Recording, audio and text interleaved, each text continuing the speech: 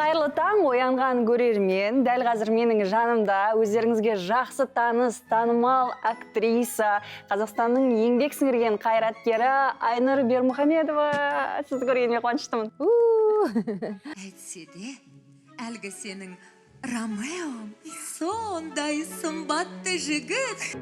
Менің ұлым Дон Кихоттан 2 ағай үлкен болатын. Екеуі егіз қоздай бір көсті. Көмілдің ба, сенші сөзімде алған бетте ғайып болар. Араппан сені қалдым, оған мен тақпасаң да, айтқандарым ақиқат. Қайырлы таң.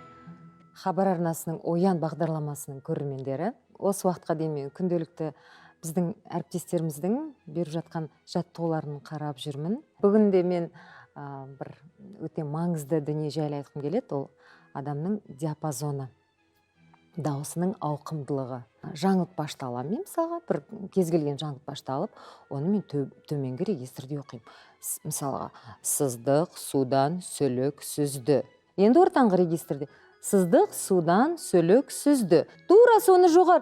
Сыздық, судан, сөлік, сүзді. Сыздықтың сөлік салмасын үзді. Салмадан сөлік сытылып шығып, суға түсіп, сумаңдап жүзді. Енді біз бұған жылдамдықты қосамыз. Басқа әріптестеріміз жаттығуларын көрсетіп жатыр. Сол жаттығуда жасалған дүниелерді осы жерде қолдансаңыздар екен. Мысалға, ауыз қуысын толтыра, ерінді қозғалтып деген сияқты. Сыздық, судан, сөлік, сүзді. Сыздықтың сөлік салмасын үзді. Енді ортаңғы. Сыздық, судан, сөлік, сүзді. Сыздықтың сөлік салмасын үзді. Сыздық, судан, сөлік, сүзді. Сыздықтың сөлік салмасын үзді. Салмадан сөлік сытылып шығып, суға түсіп, сумаңдап жүзді. Енді осының бәрін жаңағы жоғарғы қай нотада тұрдық, соны одан да жоғарырақ жасауға тырысу керек. Одан да жоғарырақ көтеруге тырысу керек. Төменгіні одан да төменірек орындауға тырысу керек. Міне өйстіп біздің ақырын-ақырын дауысымыздың ауқымдылығы кеңейеді. Мен енді қайталап көруім керек. Бұл Айдардың ерекшелігі сондай. Бұл жаттығулар Оян таңғы хабарының көрерменіне арналады. Бұл жаттығулар Оян таңғы хабарының көрерменіне арналады. Бұл жаттығулар Оян таңғы хабарының көрерменіне арналады. Керемет. Шықты ма? Иә.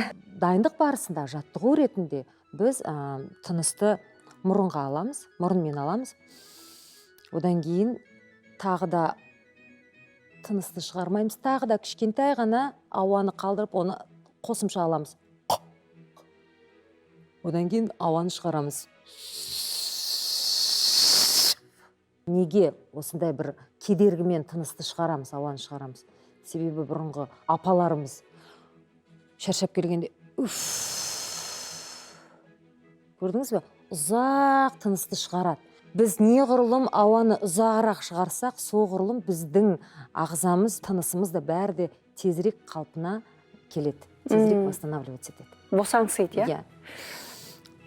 Неге Қ емес, адамда қатты таңдай болады, ар жағында жұмсақ таңдайша болады. Сол жұмсақ таңдайшаны біз көтереміз. Деп. Сол кезде біз ауыз қуысы түгел кеңейіп, есінеген дегідей позицияда тұрады да. Тағы да бір қатеңді айтайын ба? Қандай? Иығыңды көтересің. Көмектеспеу керек, иә? Иық жоқ, иық қалуға болмайды. Иық көтерілмеу керек. Тек қана ішке.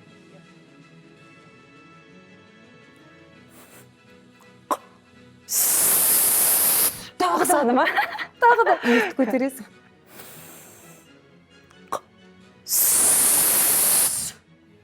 Күшті. Мықтысың ғой сен. Таланттысың ғой, Назерке. Ой, рахмет.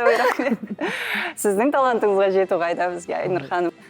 Оянған көрерменге дауыстарыңызды да оятыңыздар дейміз де. Келесіге дейін қоштасамыз. Сау болыңыздар. Барлықтарыңызға қайырлы таң деймін.